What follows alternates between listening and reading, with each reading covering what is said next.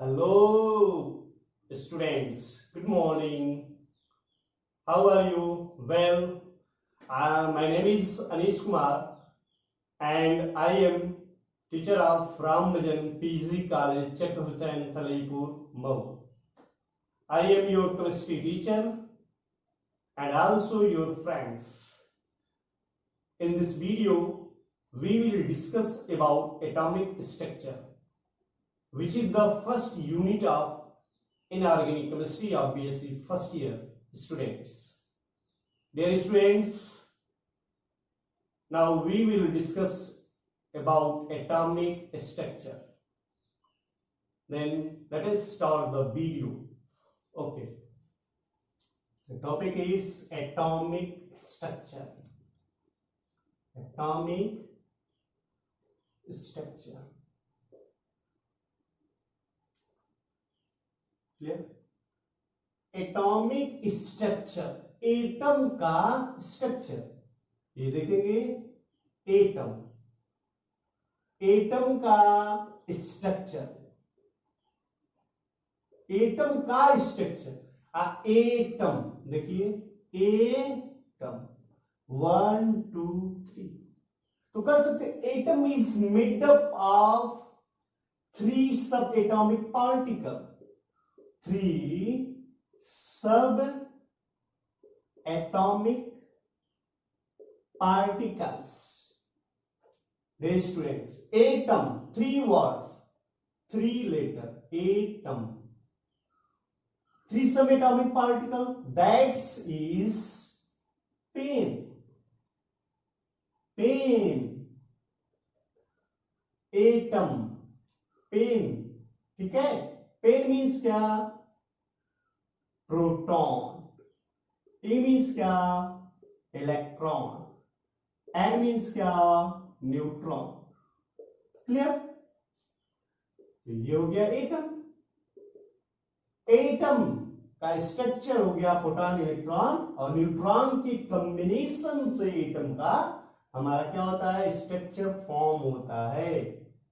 तो एटम का जो स्ट्रक्चर हुआ, the combination of proton, electron और neutron.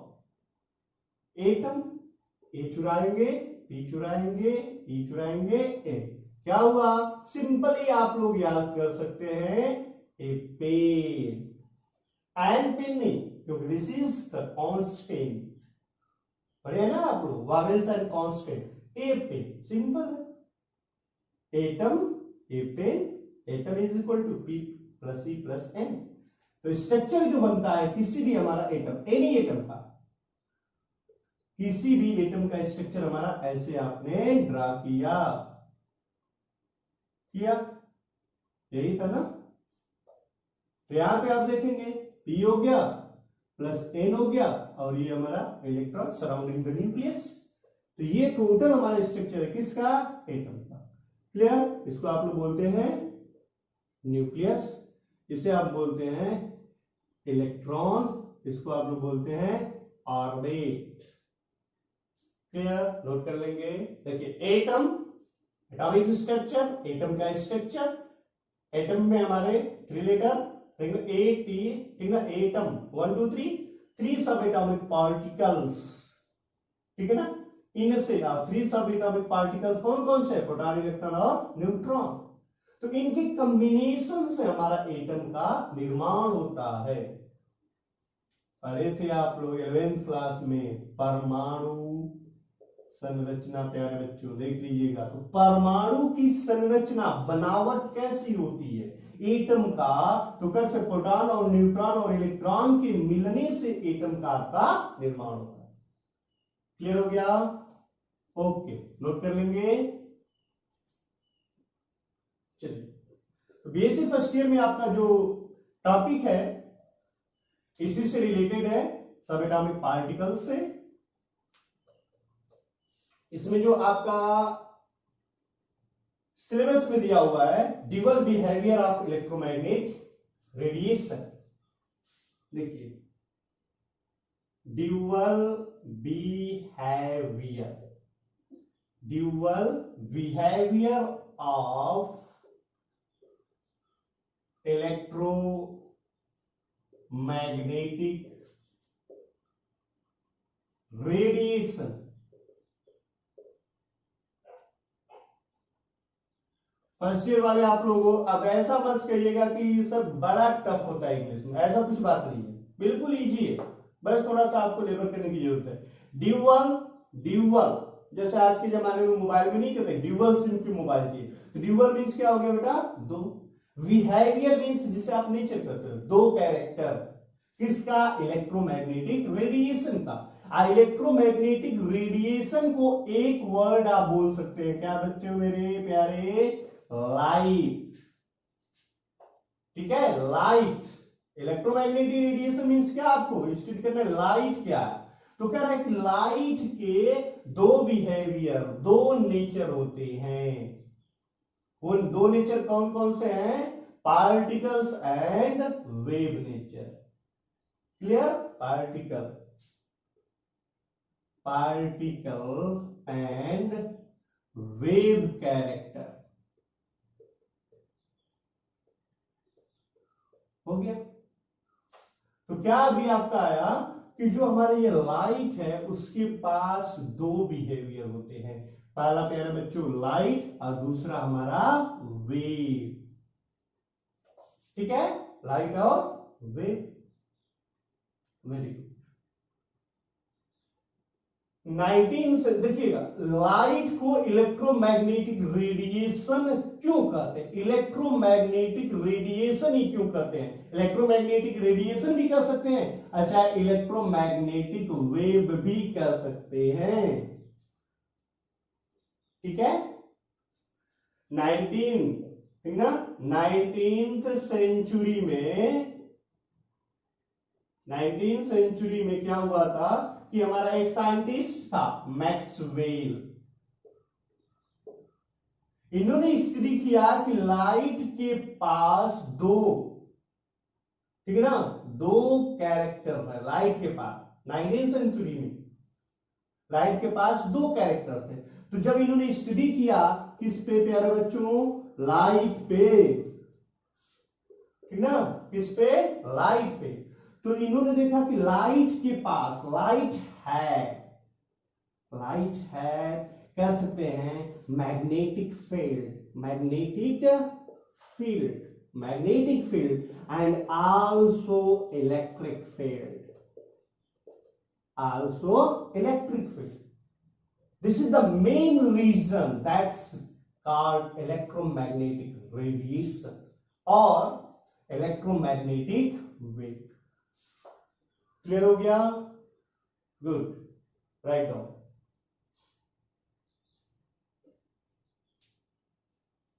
Okay,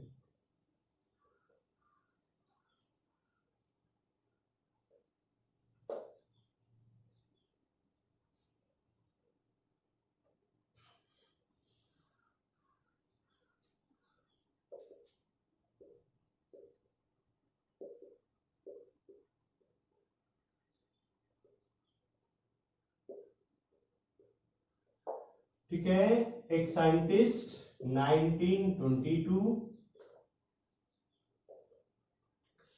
Louis de Broglie अपने बुक में, ठीक ना, पब्लिश किया इन्होंने कि जो हमारा लाइट का कैरेक्टर अभी शो हो रहा था ना, लाइट के पास, पब्लिश किया इन्होंने बुक में कि लाइट के पास जो पार्टिकल, ध्यान दीजिएगा, लाइट के पास हमारा पार्टिकल्स और क्या होता था हमारा, एक होता है मैटर। तो ये जो बात है एकदम फर्स्ट ऑफ ऑल, एक हमारे साइंटिस्ट थे अल्बर्ट आइंस्टीन, इन्होंने फर्स्ट टाइम बताया कि लाइट है पार्टिकल एंड मैटर का।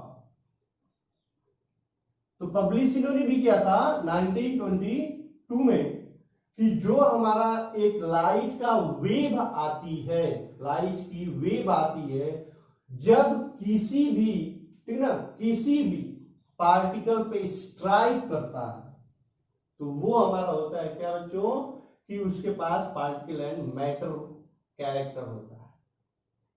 इन 1924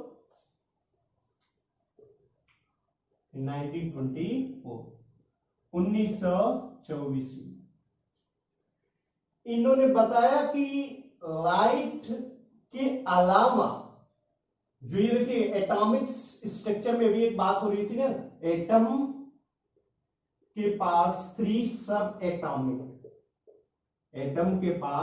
सब एटॉमिक पार्टिकल्स जो हैं, इन्होंने यही बताया कि जो एटम के पास 3 सब एटॉमिक पार्टिकल्स हैं, इनके पास भी, it means proton, electron and neutron, इन्होंने कहा जिस प्रकार लाइट के पास आपके 2 कैरेक्टर होते थे, ध्यान दीजिए, जिस प्रकार लाइट के पास 2 कैरेक्टर, एक हमारा क्या पार्टिकल और दूसरा हमारा क्या मैटर। इन 1924 लुइस डी ब्रॉगली ने ये कहा कि 3 सब atomic particles like proton, electron और न्यूट्रॉन, इनके पास भी, इट मींस पेन के पास भी 2 कैरेक्टर होते हैं। कौन कौन से? पार्टिकल्स एंड मैटर, इनके पास भी होता है। इन्होंने इसके टर्म में एक रिलेशन प्रपोज किया, जो होता है lambda is equal to H upon T. Lambda क्या होता है? डी ब्रॉगली वेवलेंथ, ये होता है हमारा डी ब्रॉगली वेवलेंथ। एच होता है हमारा प्लैंक्स कांस्टेंट, जिसकी वैल्यू होती है 6.62 इंटू 10⁻⁻34 जूल्स।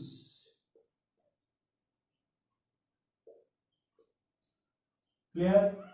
उसके बाद आता है हमारा क्या, T, P is equal to momentum, P is equal to momentum. अब मोमेंटम का पढ़े होंगे आप लोग, ठीक है? मोमेंटम इज इक्वल टू क्या था? मास इनटू वेलोसिटी। क्लियर? नोट कर लेंगे।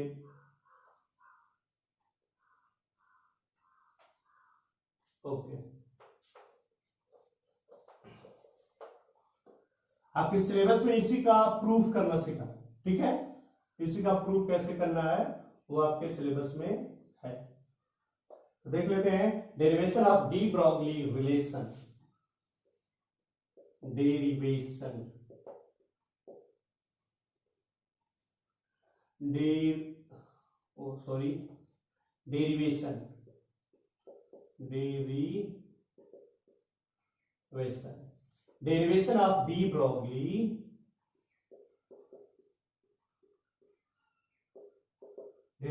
of D Broglie relation। तो प्यारे बच्चों, क्या हमें प्रूव करना है? H upon E, de Broglie wavelength, Planck constant, momentum, ये प्रूव करना। देखिए डी ब्रॉगली, पहले ध्यान दीजिए, डी ब्रॉगली रिलेशन,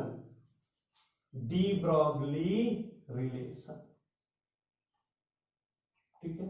1 तो इन्होंने प्रूफ किया हुआ है 2 थ्योरी को मिलाकर।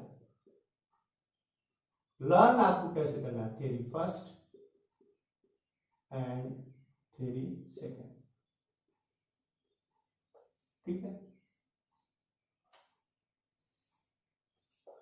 तो एक होता था थ्योरी फर्स्ट में, हम लोग ले लेंगे, अभी आया था ना प्लॉन्क के अकॉर्डिंग, देख लेंगे अकॉर्डिंग प्लॉन्क, और दूसरा हो जाएगा यहीं पे सेकंड, कौन सा, according Austin, according Austin theory, note कर लीजिए। तो ये दो चीजें, एक प्लॉन्क की और दूसरा ऑस्टिन की थ्योरी। प्लॉन्क थ्योरी कहता है कि एनर्जी, ठीक है, कह रहा है according to Planck energy of a photon, क्या हो जाएगा, energy of photon, energy of photon क्या हो जाएगा प्यारे बच्चों, E is equal to H nu, H nu, nu क्या है, फ्रीक्वेंसी ऑफ लाइट, ठीक है ना, ये है हमारा न्यू फ्रीक्वेंसी,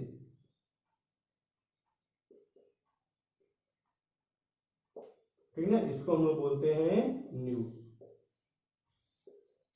सेकंड थ्योरी क्या थी आपकी, आइंस्टीन थ्योरी।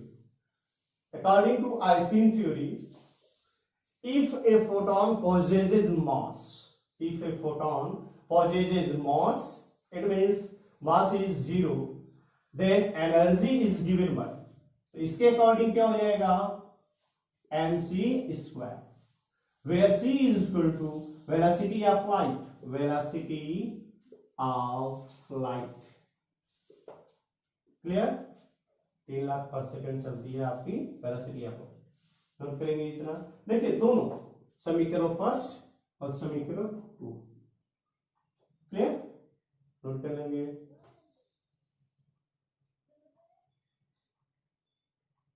चलिए next point,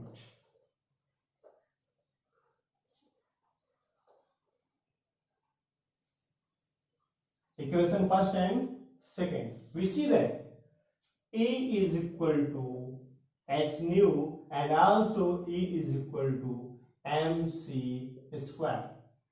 Then combine to first and second equation becomes 3, number 3 equation, E is equal to, देखेंगे तो हमारे दोनों तरफ E की वैल्यू वही है, तो हम लोग we can write also h nu is equal to, थोड़ा सा टेढ़ा बनाएंगे इसको, h nu is equal to mc square, it means h nu is equal to m into c into c, but we know that nu is equal to c upon lambda, this value put in equation 3, then we get h into c upon lambda is equal to m into c into c, clear, चलिए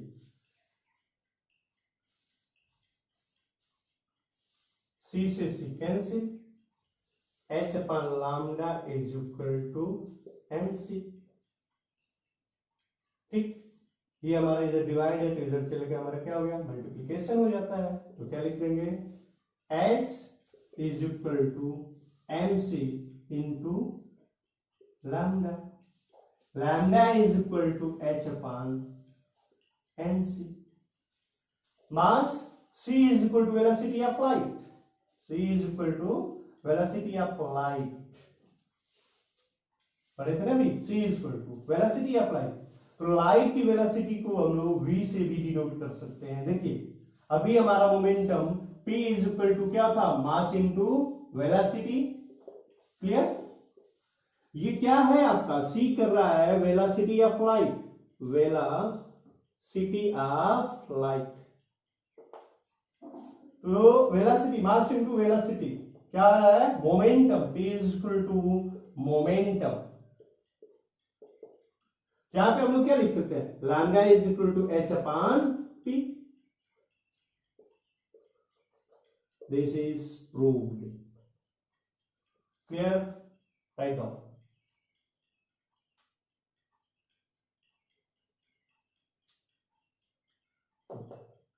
next video में हम लोग study करने वाले हैं Heisenberg uncertainty principle. ठीक है।